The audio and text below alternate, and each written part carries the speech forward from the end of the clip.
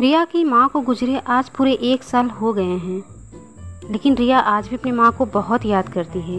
वो खाना तो बना रही है, लेकिन उसका ध्यान उसी जगह पे लगा है जहाँ उसकी माँ बैठ के खाना बनाया करती थी।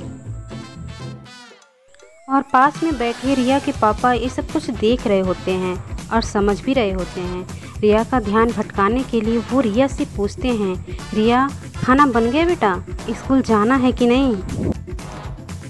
फिर रिया कहती है, हाँ पापा खाना बन ही गया है, मैं आपको भी देती हूँ और ख़ुद भी खा लेती हूँ, मुझे भी स्कूल के लिए लेट हो रहा है। रिया अपने पापा को खाना देने आ जाती है। अपने पापा को खाना देते हुए बोलती है, लीजिए पापा खाना खा लीजिए। रिया और रिया के पापा दोनों लोग खाना खाने लगते हैं।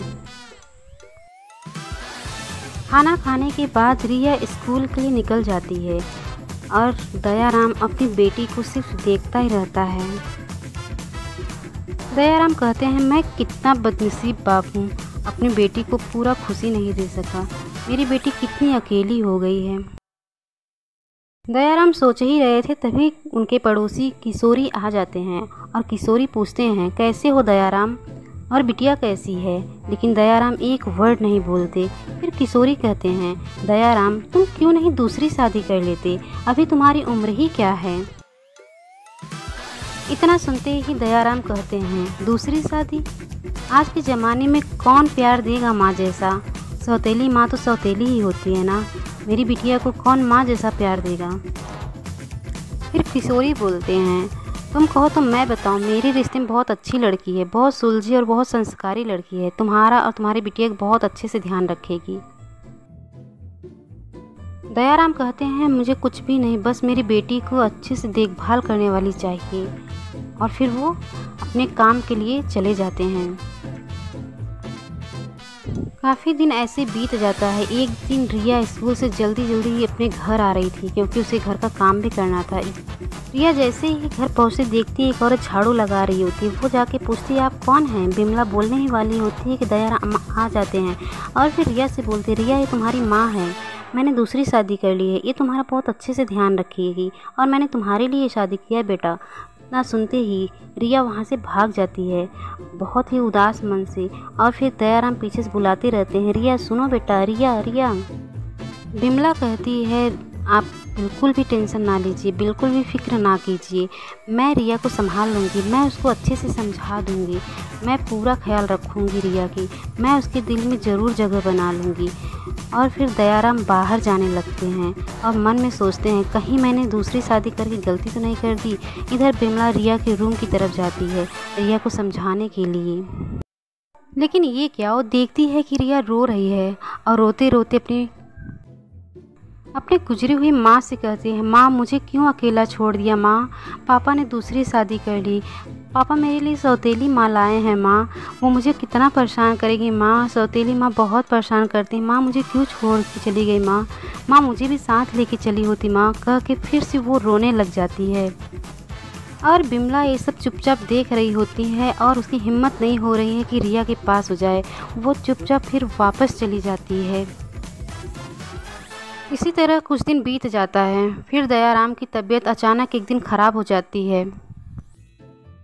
फिर रिया दयाराम के पास आती है और बोलती है, पापा क्या हुआ, आपकी तबीयत नहीं सही है क्या? और बोलती है, पापा स्कूल में ना टीचर लोग फीस मांग रहे हैं, बोल रहे मेरे पापा को साथ में लेकर आओ, नहीं तो फिर हम क्लास में नहीं बैठने देंगे।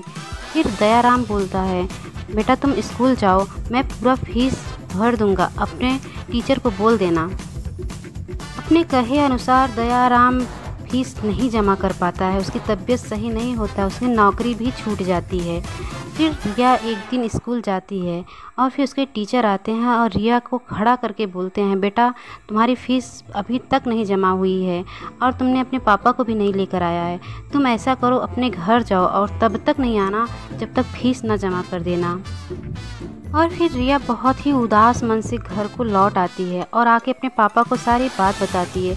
पापा को बोलती, पापा आपने फ़ीस नहीं जमा किया, सर ने मुझे सब बच्चों के सामने खड़ा करके बोला अपने घर जाओ, जब तक फ़ीस नहीं जमा करती तब तक स्कूल मत आना, अपने पापा को लेकर आओ। फिर रिया अपने रूम की तरफ जाने लगती है। फिर उसकी माँ रोकती है, बोलती है बेटा तुम बिल्कुल भी फिक्र ना करो, तुम्हारा पूरा फीस जमा हो जाएगा, तुम टेंशन ना लो, सिर्फ पढ़ाई पे मन लगाओ। फिर रिया बोलती है तुम मेरी माँ नहीं हो, मेरी माँ बनने की कोशिश ना करो, तुम मेरी पिता की सिर्फ पत्नी हो, मेरी माँ नहीं, इसलिए मुझसे दूर रहना। फिर बिमला कहती है बेटा रिया सुनो रिया, लेकिन रिया सुनती नहीं है, वो अपने रूम की तरफ चली जाती है। फिर दयाराम बिमला को समझाते हुए कहते हैं बिमला बुरा नहीं मानना, वो अपनी माँ से बहुत प्यार करती है, इसलिए तुम्हें ऐसा बोल दी। फिर बिमला कहती है नहीं जी, मुझे बिल्कुल भी बुरा नहीं लगा, वो तो छोटी बच्ची है, उसका भी गुस्सा जायज़ है, कोई बात नहीं, मुझे बिल्कुल भी बुरा नहीं लगा। मैं तो ये कहने आई थी आपसे कि मैं ना अपनी जो पड़ोसी नंदिनी है, मैं उसके यहाँ सोच रही हूँ नौकरी कर लूँ, उसके यहाँ झाड़ू पोछा का काम कर लूँ, तो कुछ पैसे मिल जाएंगे जो कि हमारे रिया के फीस भी हो जाएंगे और घर का खर्च भी हो जाएगा। इतना सुनते ही दयाराम गुस्से में आ जाता है, बोलता है बस यही काम रह गया है, अब तुम्हें मैं नौकरानी बनाऊँगा। फिर बिमला कहती है नहीं जी, कैसी नौकरानी वाली बात करते हैं, अपने परिवार का देख रेख करना भला कोई नौकरानी का काम होता है, मैं तो अपने परिवार के बारे में सोच रही हूँ, और वैसे भी कौन सा जीवन भर करने वाली हूँ। दयाराम बहुत संकोच मन से हाँ कह देता है। फिर बिमला दूसरे दिन बड़े सवेरे उठ के झाड़ू पोछा जल्दी जल्दी अपना करने लग जाती है। सोचती है आज पहला दिन है, कहीं लेट ना हो जाए, कहीं मुझे नंदिनी दीदी मुझे नौकरी से ही ना निकाल दें, जो सपना है मेरा कहीं टूट ना जाए। वो सोचते हुए फटाफट झाड़ू लगाने लगती है, जल्दी जल्दी खाना भी बनाने लगती है। बना के फिर वो बाहर जाती है। फिर बोलती है दयाराम से सुनो जी, मैं जा रही हूँ, आज पहला दिन है इसलिए जल्दी जा रही हूँ, आप भी खाना खा लीजिएगा, टाइम से दवाई खा लीजिएगा, और रिया भी सो रही है उसको भी खिला दीजिएगा, और देखिएगा घर का ख्याल रखिएगा, और कोई भी दिक्कत कोई भी परेशानी हो, आपकी तबीयत ख़राब हो, आप मुझे तुरंत बुलवा लीजिएगा। इतना कह के वो नंदिनी के घर के लिए निकल जाती है। इधर नंदिनी बैठे अपने रूम में सोच रही होती है, न जाने मैं स्कूल कब जाऊंगी, जा भी पाऊंगी कि नहीं, पता नहीं पापा की तबीयत कब ठीक होगा, कब मेरे स्कूल का फीस भरेंगे। और तभी रिया के टीचर आ जाते हैं और कहते हैं रिया।